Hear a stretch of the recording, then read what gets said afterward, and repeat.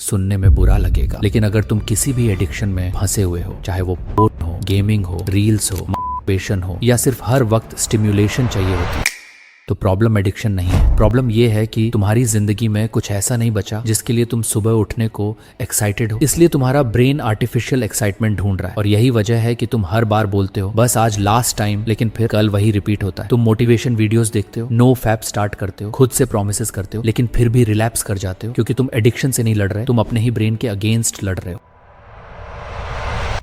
लेकिन अगर तुम वीडियो के एंड तक रहे तो तुम्हें पता चलेगा कि एडिक्शन को विल पावर से नहीं, साइकोलॉजी से हराया जाता है, क्योंकि एडिक्शन का असली रीजन है तुम्हारा ब्रेन, और उस ब्रेन के अंदर चलने वाला एक केमिकल जिसका नाम है डोपामीन, और यहीं से शुरू होती है पूरी कहानी।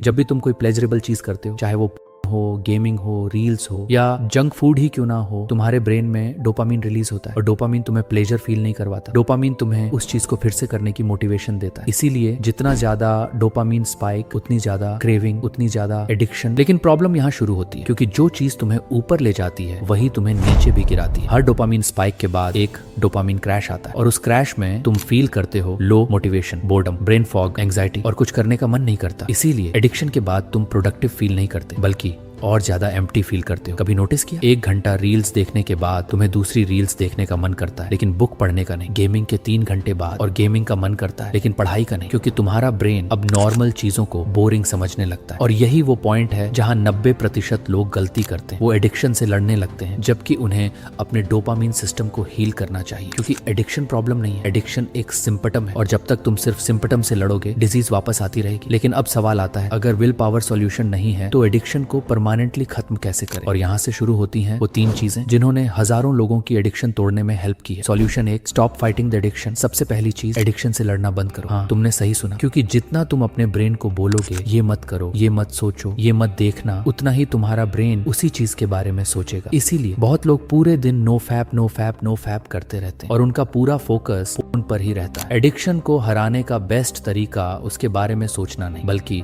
अपनी लाइफ में कुछ बेटर भरना है। Solution 2, replace the dopamine. तुम डोपामीन को रिमूव नहीं कर सकते, ये इम्पॉसिबल है। तुम्हारा ब्रेन डोपामीन पर ही काम करता है, लेकिन तुम डोपामीन का सोर्स चेंज कर सकते हो। इसीलिए जो लोग एडिक्शन छोड़ देते हैं, उन्होंने एडिक्शन को खाली नहीं छोड़ा होता, उन्होंने उसकी जगह कुछ और भर दिया होता है। जब ब्रेन को बेटर सोर्स मिल जाता है तो धीरे धीरे पुराना सोर्स वीक पड़ने लगता है। मैंने कभी किसी जेन्युइनली बिजी और एम्बिशियस इंसान को एडिक्शन के बारे में रोते हुए नहीं देखा, क्योंकि उसके पास एडिक्शन के लिए टाइम ही नहीं होता, उसका ब्रेन किसी और चीज में इन्वेस्ट होता है। Solution 3, create an obsession. और ये सबसे पावरफुल पॉइंट है, हर एडिक्ट को एक ऑब्सेशन चाहिए, क्योंकि अगर तुम किसी चीज के एडिक्ट नहीं होगे तो किसी और चीज के एडिक्ट बन जाओगे। ह्यूमन ब्रेन ऑब्सेशन के बिना नहीं रहता। लेकिन यहाँ एक और चीज है जो सबसे पावरफुल है, आइडेंटिटी, क्योंकि तुम वही काम करते हो जो तुम खुद को समझते हो। अगर तुम खुद को एडिक्ट समझते हो तो तुम एडिक्ट की तरह बिहेव करोगे, लेकिन जिस दिन तुमने डिसाइड कर लिया कि मैं वो इंसान नहीं हूँ, मैं डिसिप्लिन वाला आदमी हूँ, मैं अपने फ्यूचर को सीरियसली लेता हूँ, उसी दिन रिकवरी स्टार्ट हो जाती है। और हाँ, एक बात याद रखना, रिलैप्स होना फेल्योर नहीं है। फेल्योर तब है जब तुम रिलैप्स के बाद गिव अप कर देते हो। अगर तुम 30 दिन में एक बार रिलैप्स हुए हो तो तुम 30 दिन इंप्रूव भी हुए हो। इसलिए गिल्ट में मत डूबना, बस वापस